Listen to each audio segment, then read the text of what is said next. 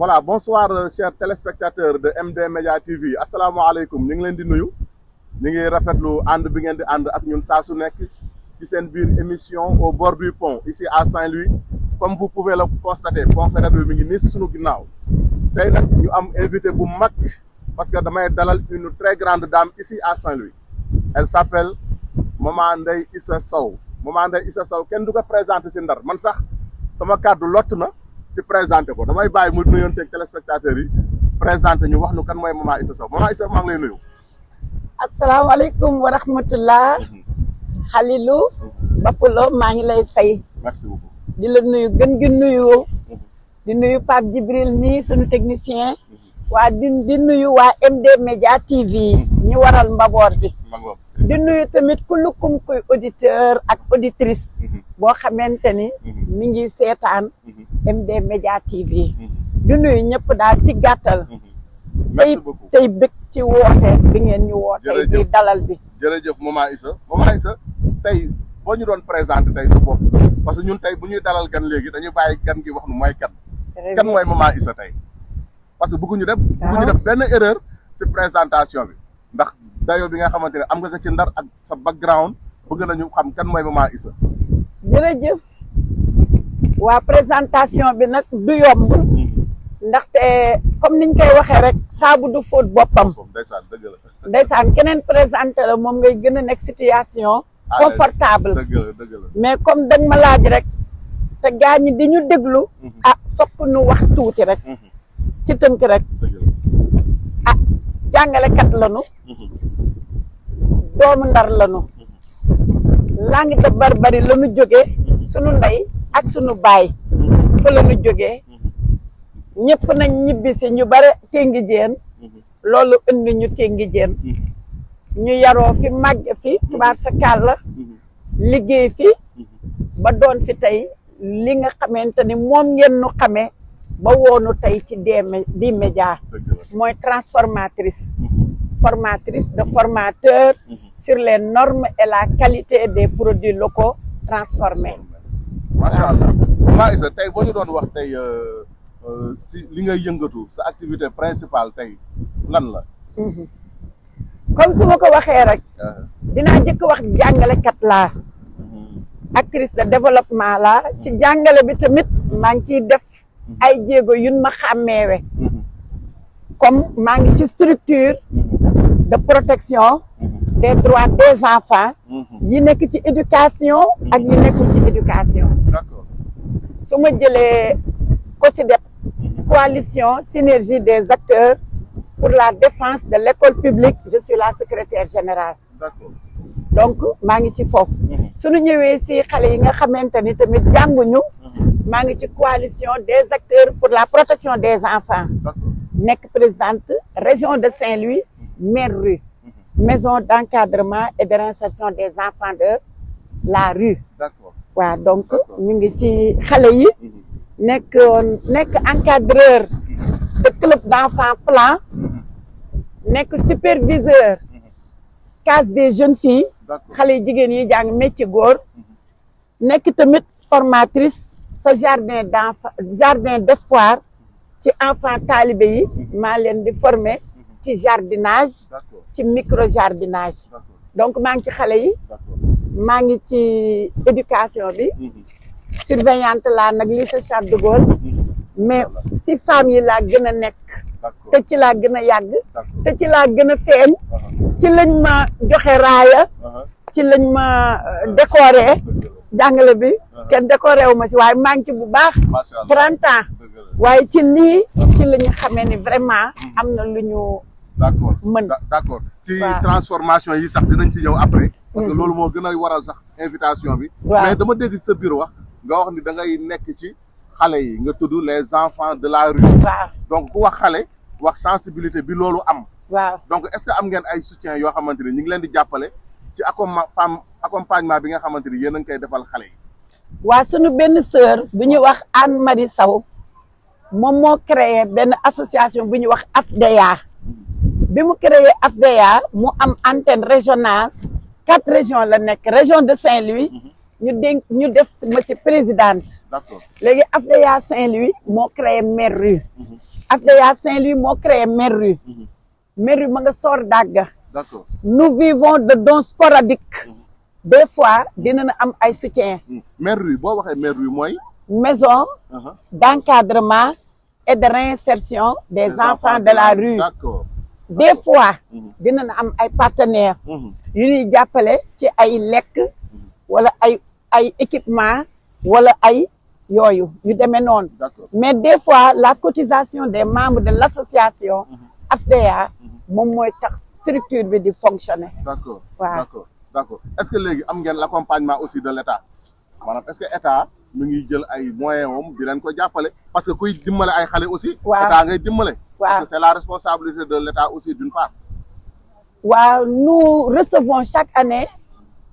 nous avons chaque année plus de 100 pensionnaires daaw ak daaw jéeg sax am na ñoo xamante ni Merru la ñu débuté ñooñu am nañu bac mujj nañu am bac mais wax dëgg fa neex yàlla nous n'avons jamais bénéficié d'un soutien de l'État. léeg-léeg nag mu am partenaire bu jógee bitim réew comme association solidarité Saint-Julien Saint-Louis mu ñëw jàpp ci léeg-léeg mu am ay généreux bienfaiteurs comme ay Joël au bois wala yu mel noonu ñooñ mën na dañuy ñëw léeg-léeg jàpp si mais buñ si jàppalee ñun duñu nangu structure bi toog noonu. D'accord. D'accord. dañuy def suñu xaalis. Donc je pense bien que ñu ngi ñaan à travers cette émission. waaw vraiment état moom jàpp si àggu foo xamante ni état bi dana mën vraiment mën a jàpp ci. liggéey bi nga xamante ni ñoom maman Khalifa maman Issa ñu ngi koy def bu baax a baax a baax. donc dama bëgg nag ñu ñëw vraiment nga nekk actrice de développement par rapport aux produits de transformation ngeen di def transformation bi. yan activité de transformation ngeen di def. transformation des produits alimentaires locaux. maa ngi koy def depuis 30 ans. Depuis 30 ans. ndax wax naa la bi à l'entame de mon propos dama ne man je suis originaire de la langue de Barbarie sama yaay boo jeexee juróom-ñaari maamam sanc ba lañ dëkk sama papa kazalika waxi noppi sanc ba goxu mbaaj Guet-Ndar hydrobase ku leen dégg xam ni ce sont des gens de la mer foofu mënoo fa juddoo wala nga yaroo fa wala nga di fa vacances yi te doo mën dara si wàllu lu jëm ci transformation produit halieutique même góor ñi boo leen ne nu ñuy defaree keccax léegi ñu wax la ka nu ñuy defaree géej gi léegi ñu wax la ka parce que c'est un vécu léegi bi ñu jógee si contexte boobu ñu daal di ñëw soor bi ñu man j'ai commencé avec la transformation des produits halieutiques avec des tantes des cousines des mêmes grand-mères et cetera léegi bi ñu jógee si loolu ñu ñëw téngi jéen bi ñu ñëwee téngi jéen ñun jigéen bu jógee sanc ba laa wax da ngay gëm sa bopp d'accord ñooñu dañu nekk ay jigéen ñoo xam ni tubaab fakkaar la dañ dul xaar dërëmu góor lu leen góor jox c'est bon lu leen joxul ñoom ñaq rek kenn gis nga leen suba teel gis nga leen ci géej gi 2 heures du matin ak seeni paan gis nga leen si marché bi gis nga leen guddi gi gis nga leen jàmbalaay ñoom seen bopp d'abord la ñuy jëkk jàppale lu leen góor dimbalee ñu dolli kese bi ñu ñëwee téngi jën tamit loolu la ñu gëm mais yàlla def tamit ak suñuy yëngatoog suñuy kërti boo nekkee ci affaire xale yi donc lu ñuy woote si Saint-Louis dañ lay woo ci la ñu xam Sala Mbaye bi nekkoon directeur développement communautaire mu nekkoon fii yore maison de valorisation des activités de femmes dinu si woo dinu si yóbbaale looloo tax ñu créé groupement jàppale jaboot man maa ko créé am na 20 ans bi ñu créé groupement jàppale jaboot bi dem mu def man ni vice-présidente ñu def ma vice-présidente MOVAF maison de valorisation des activités de femmes dafa regrouper plusieurs groupements du département de Saint-Louis soo nekkee vice-présidente bi donc toutes les formations da nga koy am niveau local ñu def ma personne ressource li ma indi sama départ personne ressource MOVAF mooy koo xamante ni yow yaay dem Dakar ca convergence nationale des maisons de valorisation des activités de femmes nga xam ni 14 régions yi région bu nekk day indi benn nit kooku mooy ñëw indi waa région am lan la ñuy def ñu partagé keneen indi ñu yàgg fa lool après ku nekk jël la nga jëlee feneen nga tas ka. genre séminaire lay nekk. genre ay séminaire ay atelier waaw saa bu nu dajee nag daañu def ay 5-6 jours maximum minimum 5 jours maanaam ñu jàngal ñi mën dëwlin jàngale dëwlin waaw ñun région de Saint-Louis ñun ñu indi céréales beneen région indi leneen ñi mën friser légumes indi friser légumes en sorte que les femmes des 14 régions dañuy capacité si yu bare. d'accord d'accord sànq léegi yaa ngi tudd ay céréales yoo xamante ni yéen a ngi koy transformé. est-ce que am nga ay exemples yoo xamante ni mën nga ko wane comme ça ñu xam exactement li nga xamante ni yéen a ngi koy liggéey. waaw suñu groupement jàppale jaboot dafa affilié à plusieurs réseaux. réseau am na réseau des femmes transformatrices de la commune de Saint-Louis. réseau boobu Amily mooy présidente ba man ma yore fa chargé de la formation man réseau bu ma bokk rek volet formation lañ may dénk xam nañ ne foofu laa mëne parce que ITEA moo ma defal man 11 modules formation ci 11 modules ci agroalimentaire. ITEA mooy lan tekkil ma ITEA. institut de technologie alimentaire. d'accord institut de technologie ITEA ci télé laay waxee ku ko xam ni c'est l'état ay nit ñoo xamante ni ay ingénieur ay ñoo fa ne ñoom ñoo ñëw wàcc ci quelques régions pour le moment wàcc nañ ci 5 régions def ak ñun 2 mois région de Saint-Louis 2 mois former ñu transformation des produits d'élevage produits d'élevage nag ku ko dégg da ngay foog ni soow rek la waaye du lool rek ay jambon wak ay saucisson wak lépp beurre fromage meew yaaw tout ça ñu defal nu lépp transforme kenn semaine boobu jeex ñeneen ñëw def transformation des fruits et des légumes nag lépp la tomate ci la tomate séchée tomate et cetera sous toutes ses formes xam nga tomate purée tomate confit tomate jus tomate et cetera xam nga rek tomate bi donc sous toutes ses formes bu dee légumes yi tamit conserve de légumes rondelle et cetera mais purée de piment ketchup yooyu yëpp yi ni jënd ci biti yëpp ITEA lépp la ñu defal vinaigre ak champignon lépp tout yëpp la ñu jàngal. donc loolu la ñu tënk ci 11 modules yi nga. 11 modules amul lu nu mënul ci agroalimentaire laa wax ñun ñi ITEA formé ñun ñi amul lu nu mënul.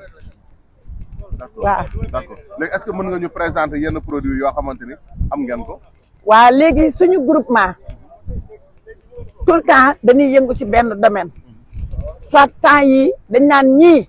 nañu defar produit céréales locales nag par exemple su ma jëlee par exemple bii kii ñu ngi koy wax sànqalu mboq sànqalu mboq bii mën nañ ko ceebu jën ni ñu toggee ceebu jën xooj ka tay ka mu remplacer ceeb ndax ceeb liñ si importé dafa bare te mboq mi ñun ñoo ko moom donc dañ koy valoriser ñu def ko ceebu jën def ko ceebu yàpp def ko lépp. sànqal bi. waaw sànqal bi dañ koy togg day neex moo dàq ceebu jën bu la neexee nga def ko ceebu jën bu la neexee nga def ko ceebu yàpp bu la neexee nga def ko comme couscous marocain nu la neex nga koy toggee léegi nag pourquoi ñun ñuy dem di jëndi couscous marocain pourquoi ñuy dem di importer suñu ceebu beneen bi te nii ñuy utiliser sànqal bi la même chose nga mën jël dugub bu mu soq rek dugub bi doo ko sax def sànqal noonu mu nee ñimm rek nga soq ko noonu nga trempé ka te yii nii ay produits local la. local ñun dugub ñoo ko moom dugub suuna ñoo ko moom di am pagaay nga jël ko xooj ka def ko ceebu jën wala ceebu yàpp man ba may concours togg fii place Ablaye Wade bi émission xar mi. waaw xar mi waaw man ceebu mboq xar laa togg. gars yi lekkuñu ko de. laa ilaaha illallaah journaliste yëpp si man lañ lekkee ñëpp ci man lañ lekkee. parce que boobu ñu ngi koy soog a découvrir. waaw boobu gaa ñaa ngi togg ay riz yu jóge kii naan kii Thaïlande kii nangam. yow nga ñëw ak sa yeneen. defuma jumbo defuma dara lépp naturel ay épices naturelles plantes yi ñu bàyyee fii ay mélisse ay thym ay sauge ay yooyu laa jaxase defar sama mélisse boole sama defar sama jumbo du jumbo sax defar sama épice boole sama ay famille verte ñoom poivron ñoom kaani gu verte ñoom oignon vert ñoom yëpp bu dugg see wax dëgg yàlla kaani poobar laaj xorom ak li nu am ak suñ tuuti naanaa wax dëgg yàlla ñam ba dina saf te maa dàqale woon nag waaw loolu moom waaw donc kii mooy boobu valorisation mboq mi moo nekk te mboq mi amul foofu dañ koy mburu mboq mburu dugub mburu ceeb léeg-léeg ñu ne farine de amul wala boulangerie grève na nangam ak sa fourneau yow mën nga defar sa mburu mën nga defar lu la neex fourneau laa wax même boo amul cuisinière mën nga defar sa mburu amul lu ñu mënul ak sa fourneau mën nga defar sa gâteau au bain-marie lu waay am mën nga togg lu la neex donc yii mën nañ ko valoriser di ko lekk moo gën ñu am dépendance ci farine bi nga xamante ni sunu manne financière bi génn ci réew mi kenn xamul nu mu toll te loolu yëpp mën na dimbali sunu xale yi. waaw kooku mooy mboq bi kii moom araw la moom la ñuy wax produit roulé bii dañ koy fondé ndax dafa dijj bii dañ koy fondé ndax dafa dijj fëtëng bu xawee sew nga laax ka bu dijjee nga fondé ka togg ko ba mu ñor doo fi nekk di sonn tous les jours ngay jënd dugub di wal di kii di dugub di kii tous les jours journalièrement parce que li ñuy wax tamit mooy le temps c'est de l'argent léegi kenn perte tout le temps gis nga suñu jàngalekat yee perte tout le temps ki caakiri la gis nga si tam xarit gi suñu groupement jàppale jaboot li ñu si jaay ak liñ si am kenn xamul nu mu toll parce que xale dañ nangu liggéey ci kii bi korité gi lii moom danga koy kaas toq lii mu sakkan ngay dolli ndox muy gën di sakkan nga di ko kaas naka nga koy gën a kaas muy gën a sakkan nga tay ko ñaari tay am lu bare mu nooy népp mel na tay nga ko defar bi 500 grammes bi la waaw bi 500 grammes la bi 500 grammes la libre la waaw am na benn dafa mel ne sànqal la waaw bii kii sànqal la sànqal tamit noonu la yombee liggéey léegi boo demee au moulin boo defee sa entretien ba pare maanaam dindi say doj ak say tame ak say kii def sa affaire yoo xam nga rek transformatrice yi xam na noonu lan mooy entretien boo ko yóbboo au moulin am na ay tame lépp nag si entretien ba la pour sànqal bi mën a set ca tànn bu njëkk ba ca qualité dugub ba boo ko tamisé nga xam ne dugub yi sew yi deñ na nga xam ne dugub yi dem yëpp fay tolloo boo ko soqee yëpp tolloo léegi boo demee sànqal bi ngay am sànqal bu rafet ngay am bu set wecc du am doj du am benn problème ndax dafa am yaag waxuma yaag dafa am bees gis nga bees yu dijj yi maanaam ñoom doj ak ñoom seen ci lay bi lay des kuy liggéey da ngay am lay da ngay am tame da ngay am vent da ngay am teng-teng da ngay am lépp waaw loolu léegi kii sànqal la sànqal bii tamit dañ ciy defar laaxu bisaab dañ ciy defar ngurbaan dañ ciy defar lu ne gis nga ngurbaan bi ñun laa wax ñun dañuy defar ngurbaan bu pare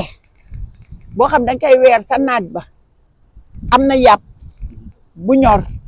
am na gerte am na lépp ci biir nga weer ko ba mu wow nga def ko nii soo amee xale buy voyager di dem foo xamante ne du am ku ko toggal bu ko sottee ci ndox mu tàng rek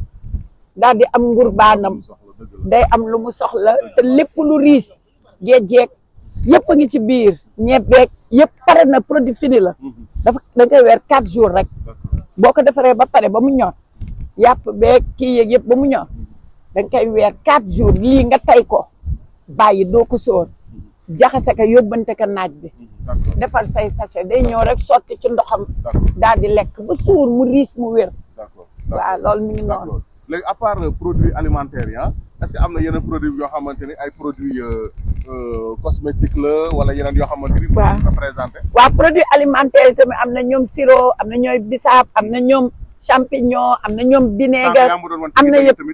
waa tigi dëgg defe naa indi nañ ci échantillon d'accord léegi kii kilo tiga dege la tigi dege bi moo nekk moom tamit gars yi dañ koy defar d'accord léegi aussi ñoom buy ak ñoom yooyu ñoom kookoog ñoom yooyu dañ koy transformé kii taw féex la tawfeex waaw tawféex la nga gars yi di wax bii tamit à base de pain de singe bi la buy bi pain de singe rek la ak xorom ak kii pain de singe ndox suukar point d'accord pain de singe ndox suukar ak tuuti jingeer d'accord nga sànni si tuuti jingeer jeex na d'accord waaw mooy tawféex d'accord xale yi tuuti y en a pour toutes les bourses léegi boo joxee xale bu amul dara 25 francs mu defar bu dee pour mag yu 100 francs yu 200 ku bëgg 1000 francs ku bëgg loo am da nga koy kii xam nga tamit commerce noonu la da ngay jaay pour toutes les bourses effectivement effectivement waaw kii produit halieutique bi mooy par exemple suñu jëlee géej gi par exemple géej gi am na géej gi dafa am jën dafa am poisson noble mooy la classe bi li gars yi di wax la classe ñu naan beurre poisson noble mooy jën yu dijj yu am wàccintoor ba pare ci biir weex tal boobu dafa neex léegi nag ñu tuddee ko poisson noble ndax ñun baa doolay jotatun ci ndax suñu géej gi yaa ma gën a xam ni mu demee est-ce que waa D-Media xam nañ loolu yëg ngeen suñu géej gi li fi am dëgg la kenn du ko wax nag effectivement ndax ci télé laay waxee daan ko gëstu sax damay bañ sax ñu indil leen kii moo tax man du ma wax lu ma xalaat ci yooyu d'accord mais métti na ci ñun waa langue de Barbarie originaire de la langue de Barbarie maa ngi dëkk nag corniche di fa yeewoo sama papa fa la am kër d'accord waaye man je me réclame de la langue de Barbarie léegi nag de passage nos téléspectateurs ñu ngi nuyu Baye Fallou Pont ah merci Baye Fallou Pont kii moom moo nekk ci pont bi macha allah moom moo ñuy jàppale ci suñu cadre liggéey macha allah ubbil nu fi yaatalal ñu ko ba amuñu fi benn jafe-jafe jërëjëf waaw des fois sax ñu am ay quelques difficultés ndax gars yi dañuy bañ ñu toog ci gazon bi ak yooyu waaw ma ngoog mais moom mi ngi jàpp ci liggéey bi macha Baye allah Fallou Pont ñu ngi lay jaajëfal di la remercier bu baax a baax am na ñu gisee jaajëf gis nga bii moom la ñuy wax buun nga xamante ne am na ñoo xamante ni bi ñu ko bëgg lekk doomu ndar tigi yu bare bare en général ñu daan dëkk langue de Barbarie sama genre yaay yi ñun gaa ñun lépp la ñuy lekk ndax suñu jamono moo metti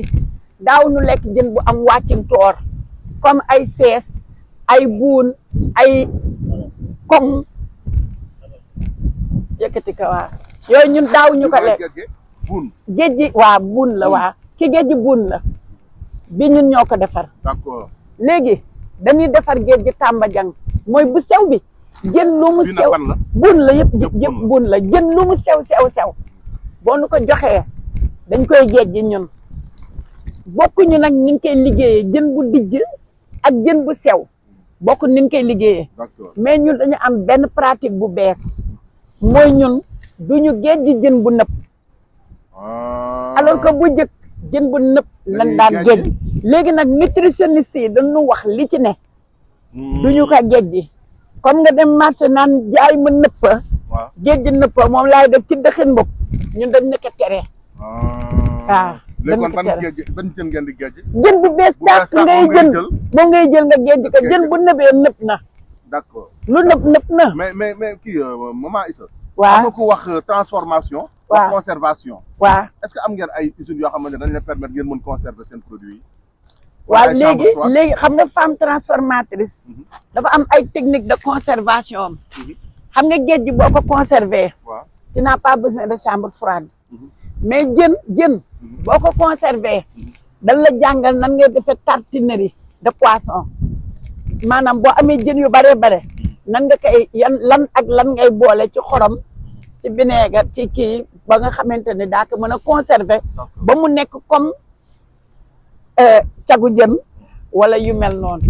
dañ lay jàngal aussi nooy defaree ay sardine ak ay yu mel noonu dafa am noo koy conserver mu nekk poisson boo xamante ni day nekk noonu du nekk géej gi ak noo koy defee fumé noo koy defee séché noo koy defee comme yooyu yëpp conservation la sunu technicien bi mi ngi ñuy signalé donc xam naa da nga ñuy gars yi dañuy baal rek ñu terminer directement lan ngay terminer vraiment pour que ñu mën a libérer li may terminer mooy di gërëm waa D-Media di leen sant di leen ñaanal yàlla parce que ñu ngi permettre aux femmes transformatrices de la commune de Saint-Louis à travers ma modeste personne de valoriser les produits locaux le consommer local te loolu tamit bu fekkee gars yi def nañ ko dina am benn manne financière boo xam ne na resté ci dëkk bi mais aussi femmes yi dinañu mën a am seen dignité am seen indépendance financière ba mën accéder sax xëy na aux sphères de décision. lan ngay ñaan jigéen ñi nga xamante ni aussi elles sont à Saint-Louis pour que ñu mën di leen jege ngeen di leen mën a jàngal yu mel noonu. bari na nag groupement yu ñuy sollicité saabu yaa ngi ne bari na groupement yu ñuy sollicité pour ñu leen di defal ay formation man j'ai formé beaucoup de groupements politique et apolitique comme ni la waa APR mën a woo noonu la waa Kër Gaajo mën a woo wala ñeneen ak ñeneen waaw formé naa leen saabu omo madaar eau de javel. d'accord waaw d'accord kon xam naa après daañu gën a yaatal loolu. waaw ñu joxe sax sa numéro téléphone pour que ku la soxla. waaw mën a jokkoo ak yooyu su loolu kooku après dinañ si travailler. jërëjëf bu baax maman Issa. vraiment kontaan nañ bu baax. di recevoir la suñu biir émission au bord du pont je vous laisse le mot de la fin. waa jërëjëf Kalidou jërëjëf Pape Djibril jërëjëf waa D-Média. MD Média. jërëjëf waa MD Média. mais jërëjëf aussi amis auditeurs et amis auditrices. ñu ngi leen di gërëm di leen sant. di leen ñaanal yàlla maman Fatou Khalifa de di passage nuyu Fatou Khalifa association ADN bi. di nuyu Ablaye Gueye président association ADN ak ñi ci gannaawam ñëpp. di nuyu daal bépp ruu bu dëkk Ndar ak Sénégal ak àddina bi yëpp rek. waa jërë ngeen jëf. Merci beaucoup. C'était votre émission au bord du pont ici à Saint-Louis avec maman Ndeye Issa Sow mu nekk fii di Saint-Louis nekk une femme de développement boo xamante ni mi ngi jàppale jigéen ñi nga xamante ni ñoo nekk Ndar ak jigéen ñi nga xamante ñoo nekk ci biti Ndar. On vous donne rendez-vous la semaine prochaine pour un autre numéro au bord du pont. Merci beaucoup, à très bientôt.